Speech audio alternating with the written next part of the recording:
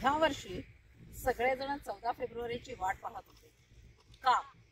Valentine's day म्हणून नाही, तर ह्या वर्षी 14 फेब्रुवारीचं एक वेगळंच आकर्षण होतं. कारण छावा मूवी रिलीज होणार होता. 14 फेब्रुवारी छावा मूवीची रिलीज डेट. अगदी खरंच हा चित्रपट रिलीज झाल्यापासून सगळीकडे त्याचं कौतुक होत आहे. त्याच्यावरचे रील्स व्हायरल होत आहेत. सगळेजण त्याचं भरभरून कौतुक करतायत. कितीतरी जणांनी तर हा पिक्चर 2 वेळा, 3 वेळा, 4 वेळाही पाहिला. हो, आहेच तो चित्रपट तसा. पण का? तर का बरं बघायचा हा चित्रपट? अहो, आपला इतिहास समजण्यासाठी. पण मला एका प्रश्नाचं उत्तर द्या की हा एक चित्रपट बघून खरंच आपला इतिहास समजेल? छत्रपती शिवाजी महाराज, छत्रपती संभाजी महाराज हे एका चित्रपटामधनं समजण्यासारखे व्यक्तिमत्व खरंच आहेत का? आज परिस्थिती अशी आहे की प्रत्येकाच्या मनात इच्छा आहे की छत्रपती शिवाजी महाराज, छत्रपती संभाजी महाराज असे व्यक्तिमत्व पुन्हा घडावे. खरंच प्रत्येकाच्या मनात इच्छा आहे की अशी व्यक्तिमत्व पुन्हा घडावीत, पुन्हा त्यांनी जन्म घ्यावा. शक्यही आहे ते, पण कसं? थोडा विचार करा. छत्रपती शिवाजी महाराज जन्मायच्या आधी जन्मावी लागते ती जिजाऊ. आज महाराज व्हायची जबाबदारी एक व्यक्तिमत्व पेलवेल, पण जिजाऊ व्हायची जबाबदारी कोणी पेलवायला तयार आहे? ही जबाबदारी कुठली माता आज घ्यायला तयार आहे? मी माझा एक अनुभव सांगते तुम्हाला, कारण मला हे का कठीण वाटतंय हे मी सांगते. सगळ्यांनाच माहिती आहे की हे वृषराज क्लासेस हे यूट्यूब चॅनल आहे, एज्युकेशनल चॅनल आहे. आम्ही 25 वर्ष झाले मुलांशी डील करतोय, मुलांचे क्लासेस घेतोय. तर जर आपल्याला असे महान, कणखर, स्ट्रॉंग व्यक्ती घडाव्या अशा जर वाटत असतील ना, तर त्याच्यासाठी आधी मातांनी स्ट्रॉंग व्हायची गरज आहे. आज आमचा अनुभव सांगते तुम्हाला मी.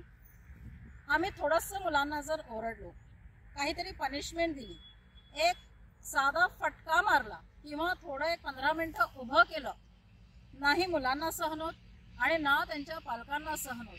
मुलं रडतात, घरी जाऊन कंप्लेंट करतात की नाही आम्हाला उभं ठेवलं. दुसऱ्या दिवशी पालक येतात, अहो आमच्या मुलांना शिक्षा देऊ नका, अहो आमच्या मुलांना मारू नका. अरे आज जिथं ही मुलं छोटीशी शिक्षा, छोट्याशा गोष्टी सहन करायची शक्ती पण त्यांची डेव्हलप होत नाहीये. डेव्हलप होत का नाहीये? तर ती डेव्हलप होऊन देत नाहीये. तर खरंच ही मुलं पुढे जाऊन स्ट्रॉंग बनतील. स्ट्रॉंग देश, स्ट्रॉंग राष्ट्र जर तुम्हाला पाहिजे असेल तर प्रत्येक व्यक्ती राष्ट्रातले स्ट्रॉंग होणं फार गरजेचं आहे.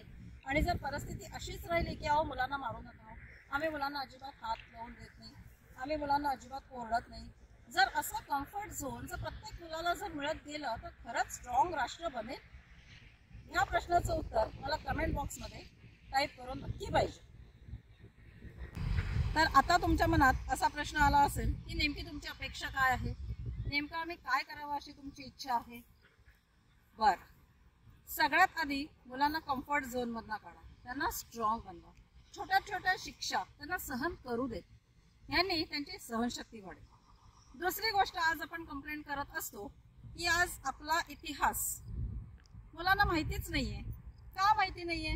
कारण इतिहासाच्या पुस्तकात नाहीये. आज जो इतिहास जो फ्रेम केलाय, हिस्ट्री सिलेबस जे फ्रेम केलेलं आहे ते योग्य नाहीये. करेक्ट इतिहास किंवा पूर्णपणे हिस्ट्री मुलांपर्यंत पोहोचत नाही. ठीक आहे, हेही मान्य. पण आज आपण शिवजयंती साजरी करतो. शिवजयंती साजरी करतो म्हणजे नेमकं आपण काय करतो त्या दिवशी? महाराजांच्या मूर्तीची, स्टॅच्यू किंवा ह्या ठिकाणी आपण ती साजरी करतो, त्यांची पूजा करतो, मोठमोठे हार त्यांना वाहतो.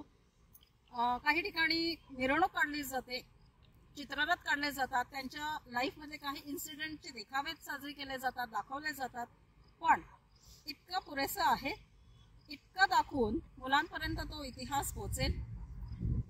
ज्या व्यक्तींनी हिंदवी स्वराज्याची स्थापना करायचं स्वप्न बघितलं, फक्त मराठी साम्राज्य नाही तर हिंदवी साम्राज्य, हिंदवी स्वराज्य स्थापन करायचं असं त्यांचं स्वप्न होतं. तर ज्या व्यक्तींनी हे स्वप्न बघितलं, ज्यासाठी हे महान व्यक्ती शेवटच्या श्वासापर्यंत लढले. त्यांचं हे जे चरित्र आहे, त्यांचा जो इतिहास आहे, तो आज नव्या पिढीपर्यंत पोहोचवण्यापासून तुम्हाला कोणी रोखले? इतिहासात नाहीये ना, तर आपण ती जबाबदारी पेलूया. आज काही वेळेला दत्त जयंतीच्या आधी किंवा आपण म्हणूया गुरुपौर्णिमेच्या आधी गुरुचरित्राची पारायण होतात, त्याचे अध्याय वाचले जातात. तर असं ज्या वेळेला शिवजयंती येते त्यावेळेला आपण शिवचरित्राचे पारायण का नाही करत? सगळ्या एरियामधल्या सगळ्या यंग जनरेशनला जमा करा, वाचा त्यांच्या कथा, पोहोचू दे इतिहास सगळ्या नवीन जनरेशन पर्यंत. आपण फक्त बोलतो, थोड्या दिवसापुरता त्याचा इफेक्ट राहतो, पण प्रॅक्टिकली आपण काय करतो ह्याच्यासाठी हे फार महत्वाचं आहे. जसं मी सांगितलं की छावा मूवी जी प्रसिद्ध झाली त्यात आपण बघितलं की छत्रपती संभाजी महाराज यांचा शेवटचा काळ कसा गेला हे तर आता सगळ्यांना समजलंय. आणि ह्या आधी मी थोडं वर्णन केलं की आज मुलांमध्ये एक साधं जोरात ओरडणं सहन करण्याची पण शक्ती नाहीये. तर विचार करा की अशी व्यक्ती, स्ट्रॉंग व्यक्ती जर घडली नाही तर उद्या राष्ट्राच्या भविष्याचं काय? तर ह्यासाठी आपण ठोस पावलं नको उचलायला. अभ्यासाबरोबरच योग्य तो इतिहास, योग्य ते मॉरल त्याच्यातनं मुलांपर्यंत पोहोचणं फार गरजेचं आहे आणि त्याची सुरुवात मी केलेली आहे. शिवाजी सावंत यांचं पुस्तक छावा हे वाचायला मी सुरुवात केली. फक्त मी वाचायला सुरुवात केली नाहीये, तर ह्याचं वाचन आम्ही घरात सुरू केलेलं आहे. आणि मला सांगायला अभिमान वाटतो की हे पुस्तक मला माझ्या आईने गिफ्ट केलंय. तिने स्वतः ते आधी घेतलं, वाचलं आणि नंतर ते माझ्याकडे पास केलं की हे तू पण वाच आणि ह्याच्यातली जी कथा आहे, कथा नाही, ही जी हिस्ट्री आहे ती नवीन जनरेशन पर्यंत पोहोचव. तर मला वाटतं प्रत्येकाने जर असा खारीचा वाटा उचलला ना तर थोड्या वर्षांनी आपल्या राष्ट्राचं चित्र काहीतरी वेगळंच असेल. प्रत्येक घरामध्ये आपल्याला छत्रपती शिवाजी महाराज आणि छत्रपती संभाजी महाराज यांचे गुण असलेले व्यक्ती घराघरात दिसतील. पण ह्यासाठी प्रत्येकाने 1-2 पावलं पुढे यायची गरज आहे. काहीतरी सक्षम, स्ट्रॉंग असं काहीतरी करायची गरज आहे. काहीच नाही जमलं तर योग्य तो इतिहास पोचवा, जसं मी सांगितलं की ज्याप्रमाणे मी करते. तर प्रत्येकाने आपापलं कर्तव्य ओळखा आणि त्याप्रमाणे पावलं उचला. खरं तर बरंच काही बोलायचंय, एका व्हिडिओमध्ये बोलणं शक्य नाही. महाराजांवर, छत्रपती शिवाजी महाराज आणि छत्रपती संभाजी महाराज यांच्यावर जर बोलायला सुरुवात केली ना तर बोलायला भरपूर काहीतरी आहे. इच्छा इतकीच आहे की ह्यांच्याबद्दलचा योग्य तो इतिहास नवीन जनरेशन पर्यंत पोहोचावा, हीच इच्छा. आणि तुम्हाला जर ही इच्छा असेल तर प्लीज हा व्हिडिओ पण जास्तीत जास्त लोकांपर्यंत शेअर करा. हा व्हिडिओ ज्यांनी शेवटपर्यंत पेशन्सनी बघितलाय ना त्या सगळ्यांना माझ्याकडनं खूप खूप आभार. आणि या थोर व्यक्तिमत्वांना, छत्रपती शिवाजी महाराज आणि छत्रपती संभाजी महाराज या थोर व्यक्तींना माझ्याकडून मानाचा मुजरा.